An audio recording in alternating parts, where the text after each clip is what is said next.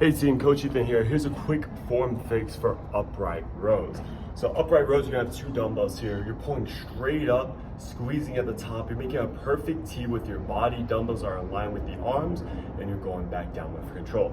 Now the muscle we're working here is the side delt. So when we're pulling up, that shoulder is bringing up the arm, and we're going back down, just like we do in a lateral raise, where we raise straight to the sides. If you were to bend your arm in a lateral raise, that's exactly where we're looking to be with the upright row. So we're lifting the shoulder, pulling up, making that T with the body. Now what a lot of people mess up is they add rotation at the top. So when pulling up, a lot of people will rotate up like this, and this puts a lot of rotation on the shoulders that is unwanted, and when we're going really heavy, could possibly get you injured. So we're trying to avoid adding that rotation, pulling everything back. We wanna pull straight up, make a T with our body, and squeeze through the side delts and the shoulders. So that's the biggest form error I see with upright rows, not targeting that side delt. Like and sub if you want to see more tip videos from me. Thanks for watching.